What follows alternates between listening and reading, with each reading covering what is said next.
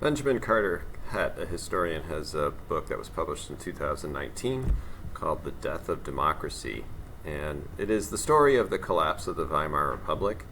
But more importantly, he intended the book to be a warning about how democracies can fail, not through a violent overthrow or through a revolution, but through those who supposedly are the supporters of democracy, slowly and gradually surrendering not only the principles of democracy, but the spirit of democracy, including its laws and its constitution.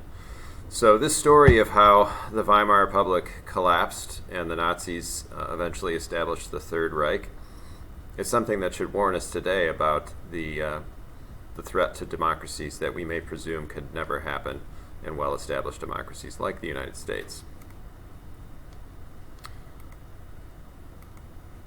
So let's talk about the beginning of the Weimar Republic. The Nazis, when they were attempting to undermine support for this new government, which of course had among influential members of the German political community not a lot of support, they emphasized what's called the lessons of the two Novembers. So that is November 1918 and the stunning collapse of the German army in the fall of 1918, and the feeling of humiliation that permeated Germany after this collapse. Hitler himself was recovering from a poison gas attack in a hospital, and he remembers, as he writes in Mein Kampf, the horror with which Germany greeted the end of the war. So he wanted to emphasize the humiliation of the Treaty of Versailles on pretty much every speech, even when that speech wasn't supposedly about foreign policy. Then we had the lesson of November 1923. This is when the Weimar Republic was reeling from the Ruhr invasion and also the hyperinflation. Hitler believed the time was ripe to overthrow the government of Bavaria, which is a state of Germany, in his so-called beer hall putsch. The putsch failed.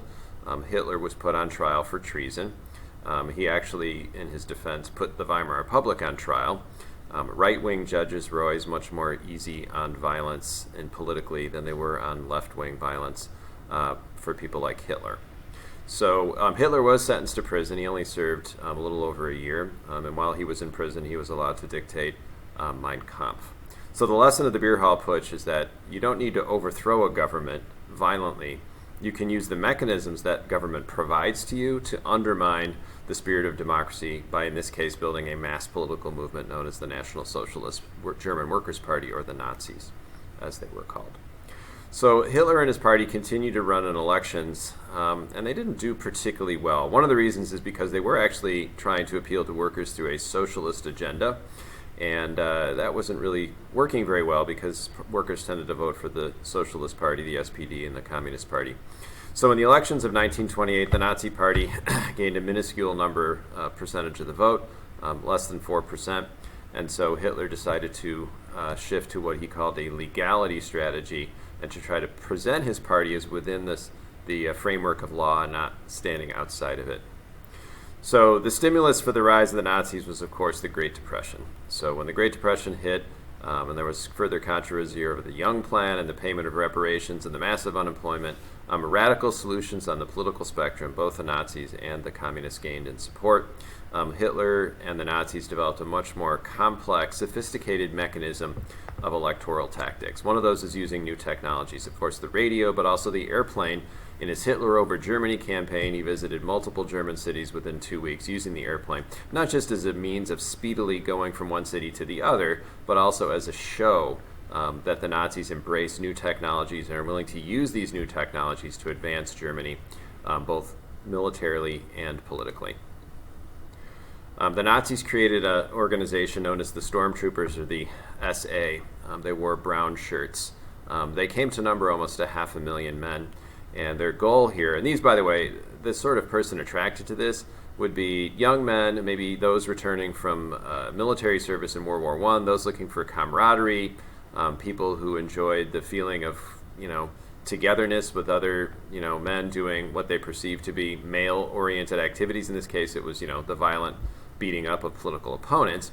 So the stormtroopers often were just given a long leash by the government to engage in activities like breaking up communist rallies or even SPD rallies, breaking up performances of All Quiet on the Western Front, and essentially just creating an atmosphere of intimidation, violence, and terror to make it difficult for the normal discourse and exchange of ideas that democracy thrives on to function.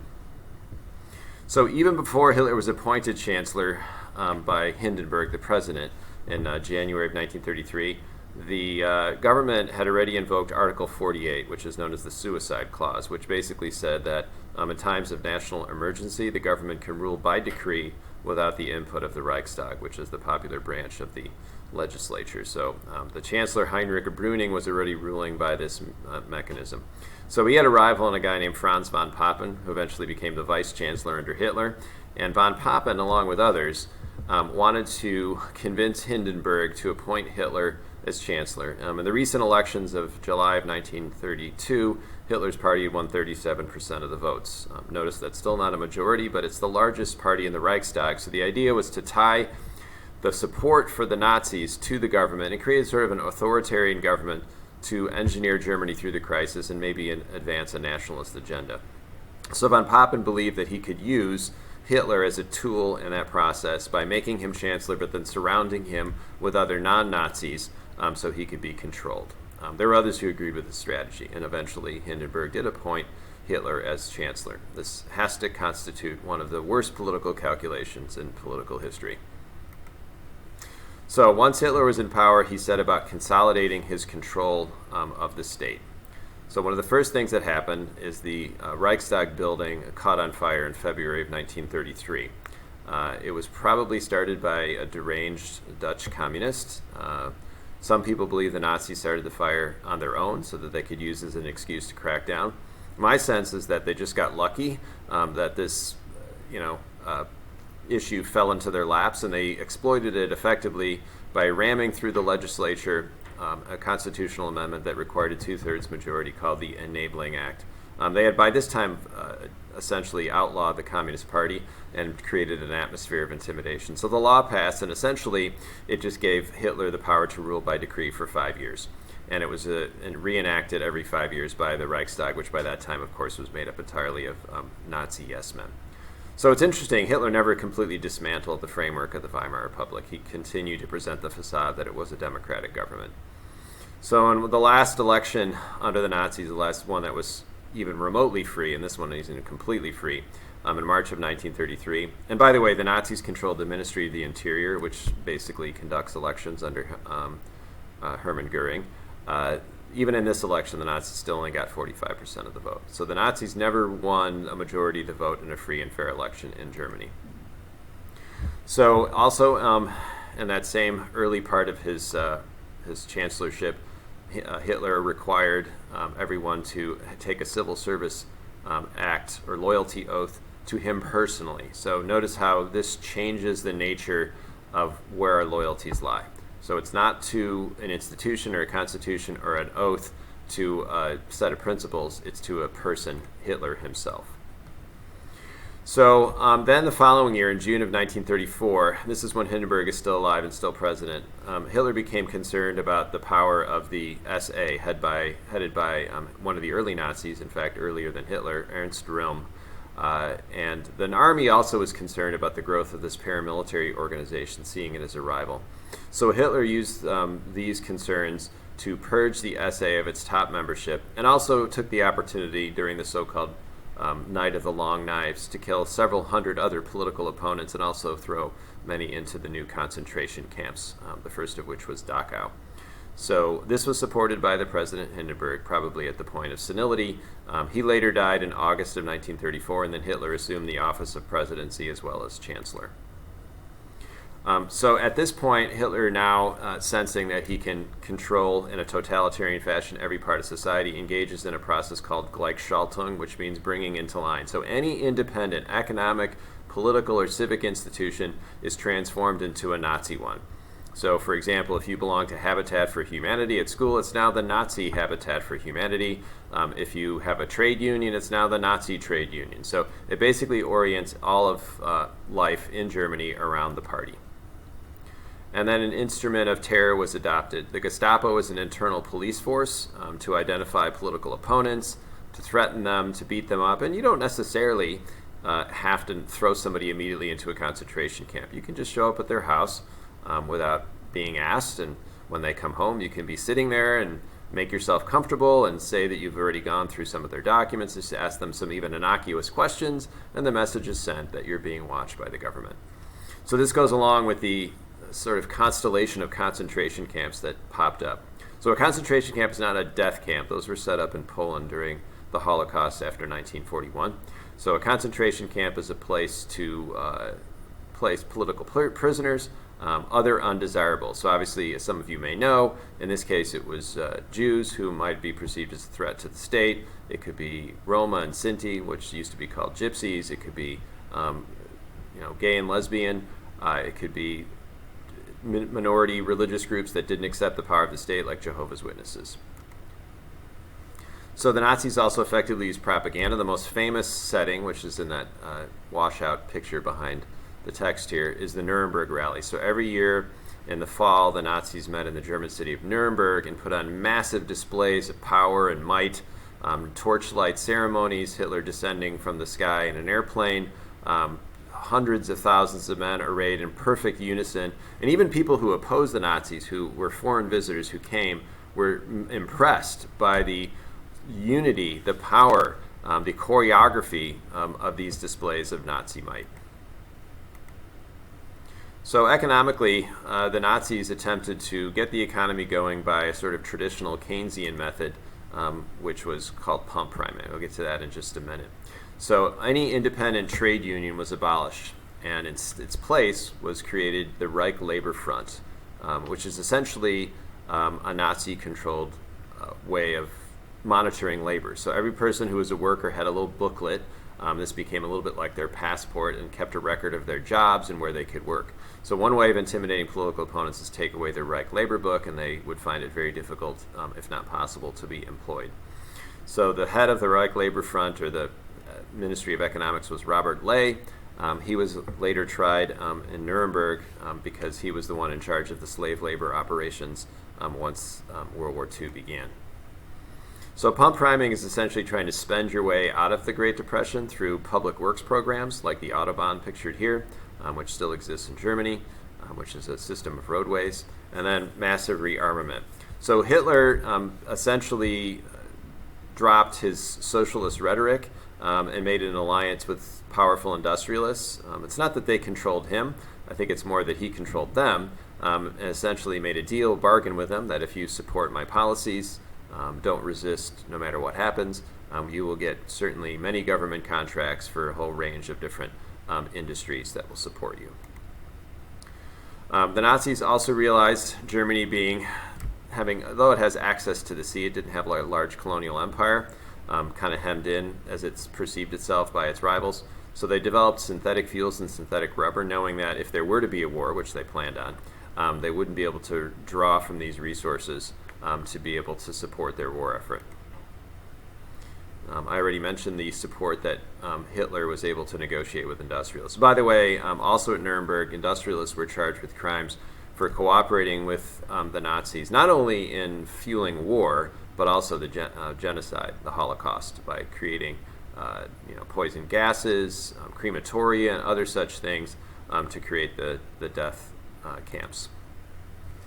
So who were the Nazi members? So the Nazis like to portray themselves as being a party of youth, and that's somewhat true. So the average Nazi party member was probably in their mid-30s in terms of their age, which is fairly young when you consider people can't really start becoming politically active until, certainly at this age, when they were in their early 20s.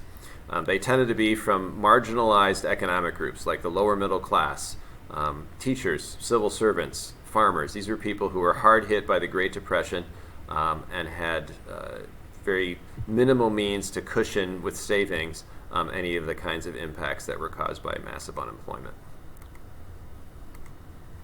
So as a totalitarian government, what seeks to do, it tried to regiment all areas of life. And you really have to start with young people.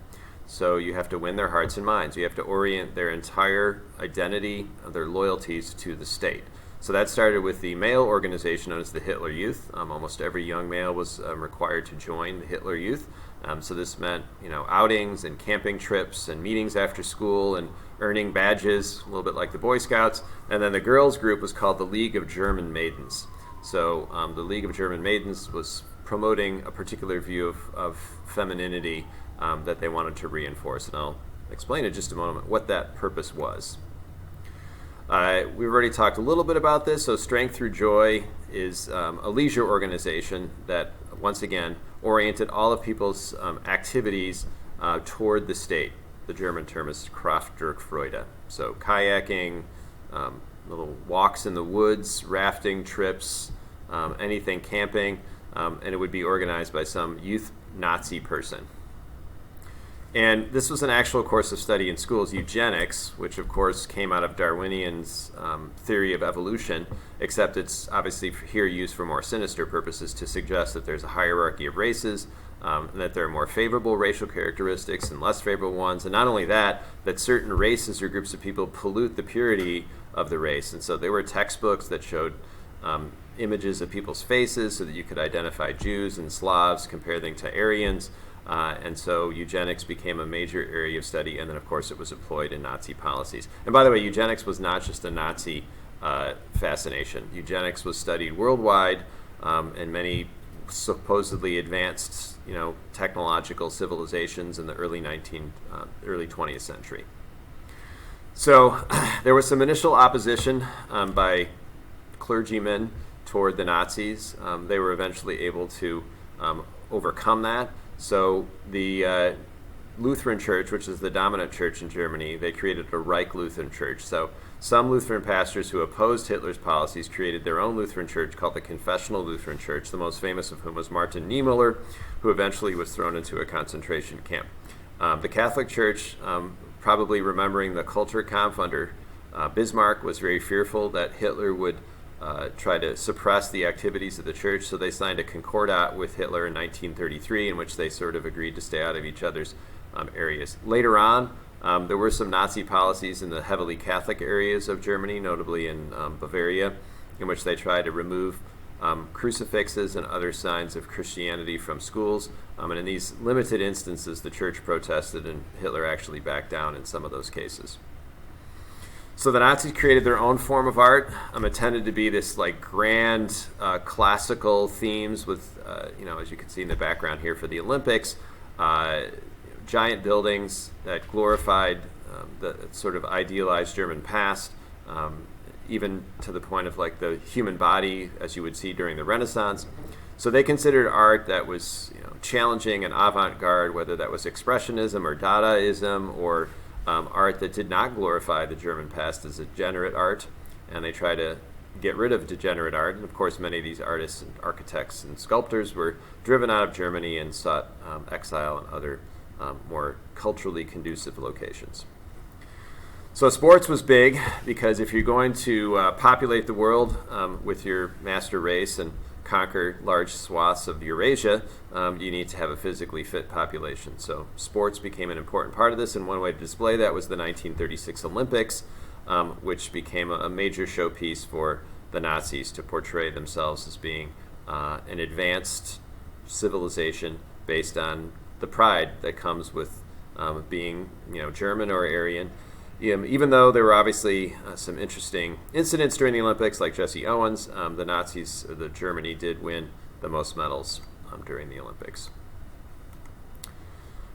All right, so turning toward gender roles, Nazis emphasized the traditional female role and generally tried to encourage women not to be working outside of the home. Plus, that also competed with men for labor in an age of high unemployment.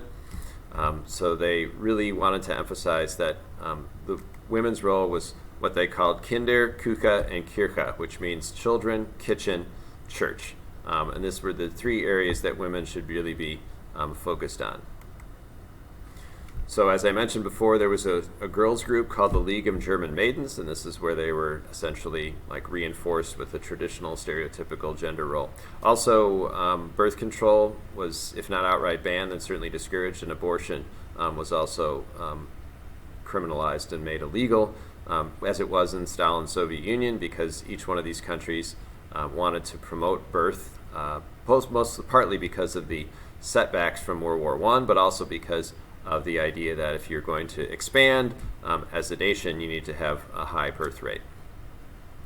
So SS officers, so the SS ran the death camps. There was also the Waffen-SS, which was an elite military unit. So these eventually replaced the SA as the leading elite of Nazi party members who were also involved, obviously in some cases in the military, but also promoting the Nazi agenda. So SS officers were chosen for their stereotypical racial characteristics, and they were encouraged to marry women who had the same stereotypical racial characteristics, sort of Nordic, tall, high cheekbones, blonde hair, blue eyes, that sort of thing, and to have as many children as possible because you were going to need these children to form the new wave of expansionistic settlers in places like Poland and the Soviet Union as Germany was planning on expanding into those areas. So if you wanted to summarize crudely the Nazi philosophy, it would be race and space and feed and breed, accessing, conquering areas that are granaries. Germany would act primarily as the industrial centerpiece of Eurasia, and so these vast areas, usually at this time populated by Slavs, would be providing the grain that Germany needed to fuel its industry and to expand. So the term that Hitler repeatedly used, probably the word that was most repeated in Mein Kampf, is Lebensraum, which means living space. So if you look at any map of Germany, you can see that if it's considered to be like a thriving, growing population, and this population was growing faster than France, which was a source of great concern and insecurity for the French, it felt hemmed in by its rivals. It doesn't have any space to grow, kind of like cities that don't really have any place to like build new apartment buildings or commercial centers because there's other cities around them. So the only way to do that is, of course, conquer areas and use that as the space, German living space, to promote its agenda. So last we move to racial policy, which is probably the area most associated with the Nazis. One might call the Third Reich a racial welfare state. So it's certainly not what we would consider to be a traditional socialist government because it doesn't really have an agenda of focusing on issues of inequality and promoting a sort of class consciousness.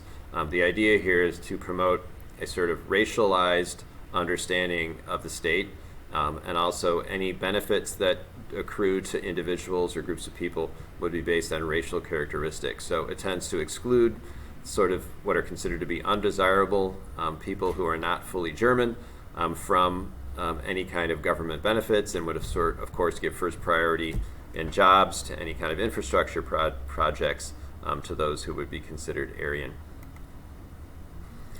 So try not to overuse the phrase or the term, the Nazis wanted to create the Aryan race. It just becomes a little bit of a cliche. So talk about racial policies with a little bit more nuance and with more specifics by referencing laws like the Nuremberg Laws. So these were passed in 1935. Obviously, Nuremberg's an important city for the Nazis.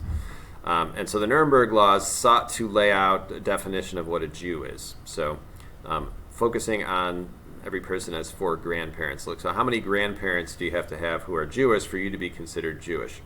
And keep in mind, this is not considered Judaism as a religion, considered Judaism from the Nazis' perspective as a race. So this would include people who might have converted to Christianity, but if they still had 2 Jewish grandparents, under the law they might be considered a Jew. And I will add that the percentage of Jews in Germany in the 1930s was only about 1%. So it was about 550,000 people among a population of about 60 million people. So we're talking about a pretty small percentage, but the Nazis tried to use the idea that Jews were overrepresented and prominent in certain fields like academia and banking and maybe the media, and try to use that as a way of fostering antagonism towards Jews. All right, starting in 1939, the Nazis started a program of what they called life unworthy of life. So these were people who had physical and mental disabilities, many of whom were institutionalized. And so their idea was to rid Germany of these, what they called useless eaters, people who are taking up resources but don't really do anything productive for society, people with like severe mental illnesses or Down syndrome or whatever.